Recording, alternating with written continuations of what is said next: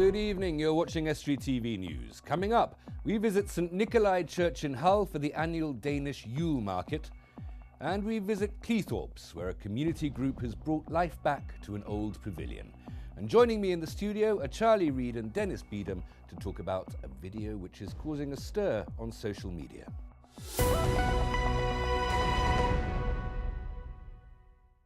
Welcome to Estuary TV News. I'm Hugh Riches. First of all, it's over to Richard Morris for the news headlines. Hello there. The Transport Secretary, Patrick McLaughlin, has told North East Lincolnshire Council that the direct rail route between Cleethorpes and Manchester will be saved. The possibility that the line could have been closed was met with outcry from local residents and a petition was started. Council leader Chris Shaw has hailed the announcement as a great success for local cooperation. Hull must be one of the UK's core cities if it's to be sat at the top table with government when negotiating northern devolution. That's according to Hull City Council. They've been meeting with leaders from Liverpool to see how they can strengthen their case to give more powers to the north. And leader of the council, Stephen Brady, says they must work together if it's to happen. If we don't act together, then obviously civil servants and government ministers in London who do not want to devolve too much power to the north, they will resist it if they see weaknesses. And so we need to act with one voice, and that is the reason why Hull is putting its case very, very strongly, supported by Joe Anderson in Liverpool, that we should be in the core city groups, Hull, so that we can bring to prominence the problems and the solutions that we can bring to the Humber. And the Lord Mayor of Hull had her spade at the ready at a centenary tree planting ceremony held in East Park. To commemorate late councillors and the city having a Lord Mayor for 100 years, 3 Manchurian cherry trees were planted. Coinciding with National Tree Planting Week, children from primary schools across the region gathered. What a wonderful tribute to my colleagues, Councillor Brenda Petch and Councillor Sheila Wardby, who sadly passed away in office. Brenda was Lord Mayor and Sheila was Deputy Lord Mayor. So I just racked my brains and thought, what could I do to pay tribute? And as the centenary Lord Mayor, I just think they're a living memory, aren't the trees? And they are my Park area colleagues, so... That's all from me for now, and I'll be back with more news soon. If in the meantime you've got any news for us, then please call us on Grimsby 01472 3155553. Bye for now. Thank you, Richard. With Christmas around the corner, a Danish seamen's church in our region has been raising much-needed funds by holding their annual festive market, with traditional gifts and treats galore on offer. Our reporter Erica Barker went along. With the queues out the door, a warm welcome was waiting at the Danish Seamen's Church in Hull. His annual Christmas market proved to be a big success, with over 1,000 people browsing the stalls on offer over the 2-day event. From Scandinavian designer Christmas decorations, gifts and speciality food to a wide range of tasty Danish open sandwiches, there was something for everyone. And stallholder Nisa Mason says it's about picking up a bargain you can't find elsewhere. I think it's because we're different design. We bring everything in from Denmark, so that means it's unique to Hull and the surrounding villages. And people like it. As I say, we have children coming from babies to bigger ones now. It's really good fun. There's a lot of assortment of things, yes. Different to what you can get in other places. Some lovely things to see. And it's nice to try different food as well, isn't it? Yeah. You're a fan of Danish pastries, aren't you? Yes, I'm hoping there's Danish pastries downstairs. I really like it because I think it's an old-fashioned traditional Christmas experience rather than all the sort of more commercial stuff that you get in the rest of the town. I think they have really unusual things, and the food items are particularly nice. We have mulled wine and little Danish biscuits on arrival, and my daughter, who's behind me, always buys the cheese here because it's just different and special, I think, and very intimate. And certain food items proved to be a big seller. Mulled wine is always very, very popular. We've got plenty of that. Lots of jams and marmalades and sweets and salt licorice, which you can't get here. But it seems it isn't just the traditional stalls which attract Christmas shoppers year after year. People say it's the atmosphere in here, in this hall. People are very friendly and welcome people and good food. Nice design from Scandinavia. Danish design is very popular now around the world. And after all that spending, a warm drink and a sit down was definitely the order of the day. You're watching Estuary TV News. Coming up, it's Dog of the Week. Can you give this dog a home?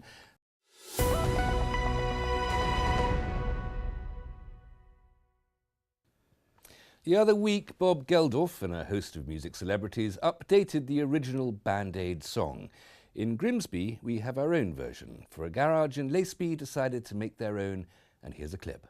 At Christmas time, it's hard, but when you're having fun, there's a world outside your window, and it's a world of dread and fear, where the only water's flowing are the bitter stinging tears, and the Christmas bells that ring there are the clanging chimes of doom.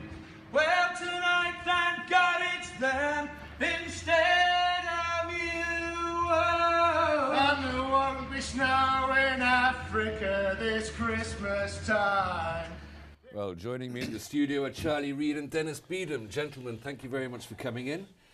You seem to have been in very good voice in that clip anyway. Thank you. Why did you make the film? What prompted you to make that? It's just spur of the moment thing and for a bit of fun really. All started 5 days ago. Me and my business partner Frank were sat in the office playing music songs, and I just said, why don't we do a Christmas music video? And Dennis, how did you get roped into this? He came through, suggested it to the boys. We were just going to have lunch, so we said we're quite happy to. Anything for a laugh. We didn't realise it'd do what it did. And you may be a little young to remember the original version 30 years ago, A little. Charlie, but you remember the original, Dennis. That was raising money for Africa. What are you raising money for here? Charlie's nominated a charity which is Children's Hospice. What, the St Andrew's Hospice in Grimsby? That's right, yes.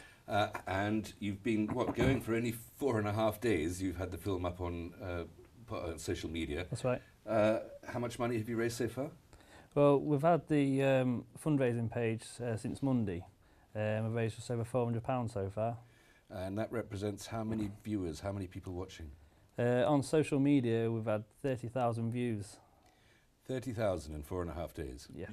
How long did it take you to make the film, Dennis? Do you remember? You were there for the production? It took us about 15 minutes. It was 3 takes, and the third take was the best one, so.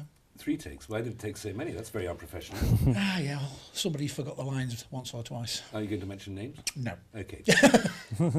It's a great song, of course. It's very catchy. It's been part of the culture, as it were, for 30 years. What do you think of Bob Geldof and his friends, their motives for re-releasing their version? Well, they do a fantastic job, don't they, to raise money and awareness for different causes. And it's a song, I mean, the lyrics are very, very specific about Africa. You know, do they know it's Christmas time in Africa? Yeah. Well, yes, they do. And will there be snow in Africa this Christmas? Yes, there will. But it's a very specifically African song. Is that, I mean, it's a charitable song. Does that sort of relate to Grimsby's hospice? Is that a relevant lyric, do you think? I don't think so, really. What you really need is a worthy cause, and that was the one that Charlie picked. It's obviously a bit of fun. How many people are involved in it? There was the 5 of us that did the actual, on the video you can see, and there was another one that filmed it. And it's not, if I may be ever so slightly critical, it's not exactly a slickly London studio-produced production, is it? No. First of all, were any of you musicians or singers before you got involved in this? No. No. Not at all. Well, it doesn't show. I think you have a great deal of innate and untrained talent. And secondly, were any of you experienced or trained in making films before this? No. No. And so what sort of courage did it take to persuade people to come and risk perhaps a certain amount of ridicule in public? You originally think it's just going to be you doing it with the boys, and then it spirals into 1 or 2 friends. They share it with everybody else. Then somebody from Mablethorpe rings up and says, can you play this on Links FM? And it just goes wild. You've had a bit of feedback from the public, Charlie, I think, haven't you? Even just in the last few days. What have people been saying to you? Well, you go into your bank or your petrol station, or you go get a sandwich for dinner, and everyone's commenting on seeing the video and saying how good it is, and it's great we're doing it for charity now as well. And have they not commented on your artistic merits? Not so much now. Okay, that's very kind of them. They just enjoyed the video. How about you? What sort of feedback have you been getting? Well, look, most of the people have seen it, the kids have all seen it, they've all shared it with their friends. You walk in the pub and somebody's deliberately picks it up on Facebook and puts it in front of you. Nobody's yet asked me for an autograph. Not entirely surprised to hear that. What about prospects for the future? Are you going to be releasing CDs or videos or anything like that? I think you have to watch this space really and see what happens next. It's a possibility then. I mean, you could go into production. and what about maybe getting some radio time, Dennis? Well, Charlie wants to do another one just before Christmas, so that as we close down for Christmas, we'll do something funnier. Funnier? Funnier. Okay. What, are we going to write some original music, write some original words? No, we'll just find something that's more comical. Okay, all right. What sort of inspired it? It reminds me ever so slightly of people, you know, that a few years ago, those children in need songs, people wandering around singing Show Me the Way to Amarillo and all that sort of thing. There was a wonderful one a few years ago from soldiers made in a base in Afghanistan, didn't they? Was that a bit of an inspiration for this sort of style of filmmaking? It was just totally off the cuff, really. Just spur of the moment thing. It wasn't planned, it just happened. It's quite a skillful technique, that single shot. I won't say steady cam because the cam wasn't entirely steady, yeah. But that single shot walking around and then everybody getting their absolute cues when to come into shot and walk around and do that. Certain amount of choreography. This is quite professional, quite simply slick done, work. really. Yeah, it's just all fell into place really easily. So no training, no experience. This is all just pure natural talent. Yep. It must be, yeah. So if there's an opportunity for a job, you know, we're quite willing. Oh, I can see you on the West End stage in the next few months very easily. Just tell us a little bit about why you chose St Andrew's Hospice Children's Hospice, Charlie. Well, it's coming up to Christmas time and we thought of the children and we thought keep it local. So it was a perfect charity for us to have St Andrew's Children's Hospice to donate to. And it's, I mean, there are all sorts of other local charities. One thinks, especially in Laceby, close to Grimsby, that maybe the RNLI is the obvious sort of charity to go to. And St Andrews gets a lot of attention, of course, and quite rightly. You weren't tempted by any of the other options? It's one that just came into our head. It's with being the children and so close to Christmas, really, is why we chose that one, and they do a fantastic job. The original songs were 30 years ago because of a famine in Ethiopia and Sudan. Publicised by Michael Burke, who I believe is now in Australia. Yeah. Last I heard he was. He might be on last night. Did he? Got voted out last night. Right. Thank you very much for keeping me up to date. And then this most recent one is because of the Ebola crisis in East Africa and another part of Africa. Is there any possibility of raising money for either of those two causes? Because they're still hungry in Sudan and Ethiopia. If we do a next one, and when we do, it's we'll choose a different charity for that one. What about the next one? What prospects are there? What sort of song ideas have you got, Dennis? Well, it's Christmas time. It might be a bit of snow. We could do White Christmas. Have you got a voice like Bing Crosby's? No. Okay. Let me know how people can watch the film and how people can donate money. How do people get to see the film festival? There's a few ways. On Facebook, you've got FCR Car Sales Facebook page and Laceby Motors Facebook page, and also on YouTube as well. You can find the video. And Dennis, how can people provide money? There is a section at the bottom of each of the pages that you can just click on and donate to. And will you be coming along to teach people in the performing arts schools in the local area how to make such fantastically successful films? No. I don't see why not. Demonstrated that you can do it absolutely brilliantly. Good. So just to recap, you know how to get in touch. You've already raised £400. How much more money would you hope to raise before Christmas? Just very quickly. Got a target of £1,000. £1,000 before Christmas. Do you think you're going to make that target, Dennis? I certainly hope so. If everybody that viewed it paid £1, we'd easily do it. Well, gentlemen, thank you very much for coming on, and good luck. Thank you. Thank you.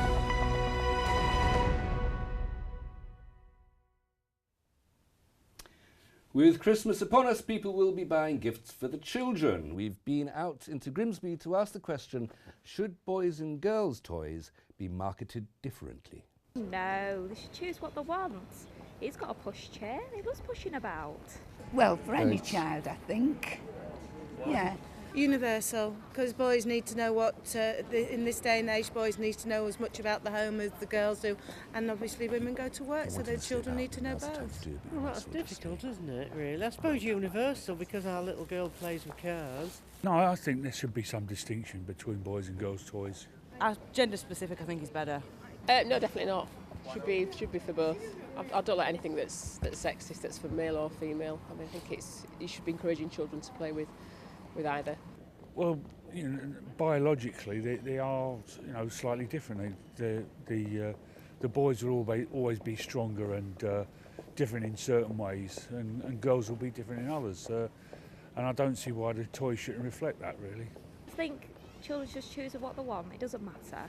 My little brother played with my toys when he was little, and it's fine. Education. Yeah, to educate all children in the way things are these days is very important. I'm a registered childminder, so I do it all the time. Well, it's just up to the child, isn't it, or up to the parents. You can't make a boy play with dolls, you can't make a girl play with cars, but they invariably do. It's easier to buy. Boys like certain things, and they're never the twain shall meet sort of thing. So I don't think you should keep it as it is. Tonight, a brand new community facility will open in Cleethorpes. Police and Crime Commissioner Matthew Groves will cut the ribbon at the pavilion in Sussex Recreation Ground, which will now be run by a community group formed for that very purpose. It's been there for a very long time, but it's been given a new lease of life thanks to £52,000 of funding from the National Lottery and the hard work of volunteers. James Dunn has more. It's been here since 1934, but over the years it's fallen into disrepair. This building has been neglected, not used to its full capacity, for the simple reason that there was works required on the building, and it's come on in leaps and bounds, and it's now going to be used to its full capacity, and that's what it's for. We don't want to knock these buildings down, we want to have them restored to the use so that communities have places to hold their events. Huge cuts from central government mean the council can no longer afford to run this building, and many others, such as some local libraries. But thanks to community groups such as this one, these services can continue to run. We need the community to work with us, but more importantly, we need people from the community to use the building.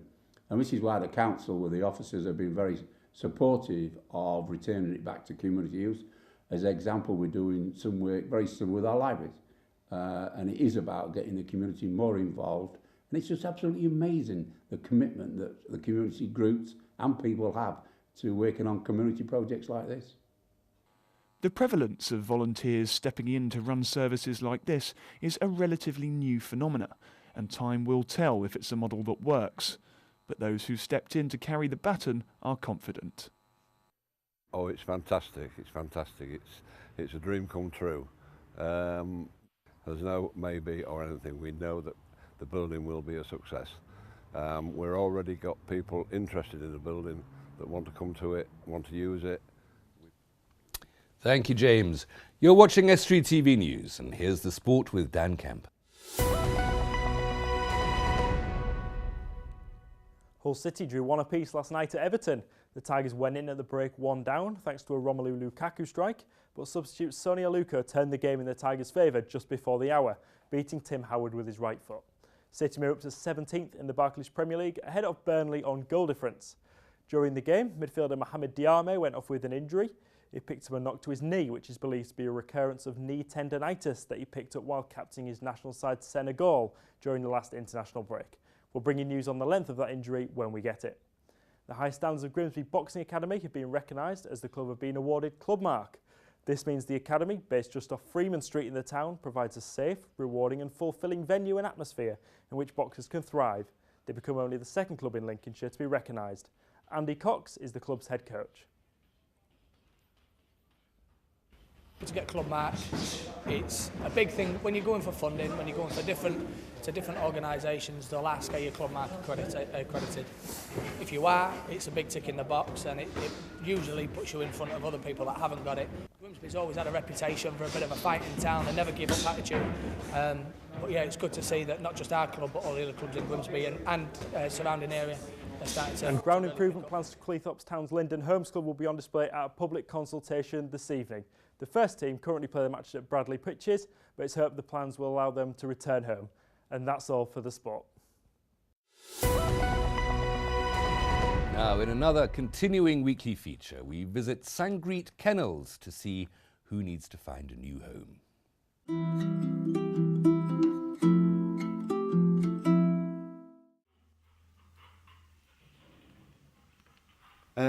She came as a stray originally, and she has been rehomed. She was rehomed and she was out for a week, and then the people's just brought the dog back because it's destructive in the house, purely because it's left on its own. It does need plenty of exercise, which will help, and probably a spay as well, which will calm the dog down as well. So anybody that's got a lot of time for the dog, give it plenty of exercise, and that, you know, it'll be a good dog for a good home.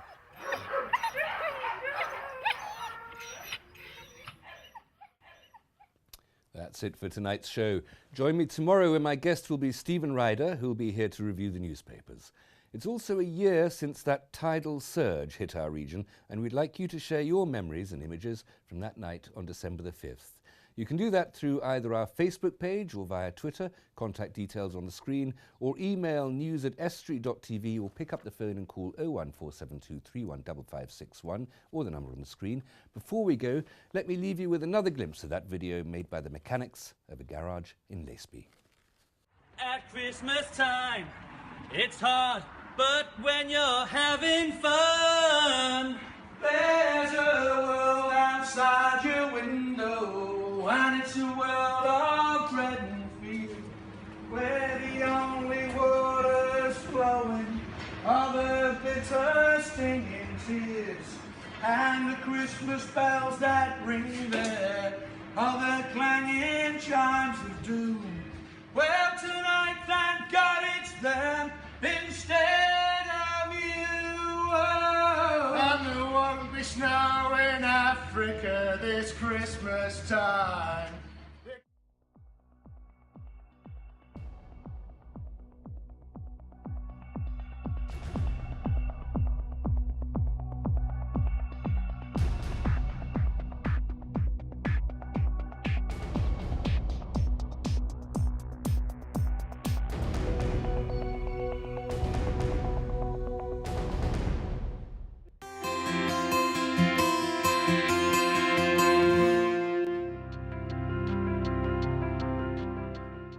Hello and welcome to Estuary TV's weather. Rain and cloud on Friday. It will clear by late morning though, with sunny spells by the afternoon and a maximum temperature of 6 degrees. Dry and frosty at first on Saturday, but patchy rain spreading from the west in the afternoon and a maximum temperature of 6 degrees.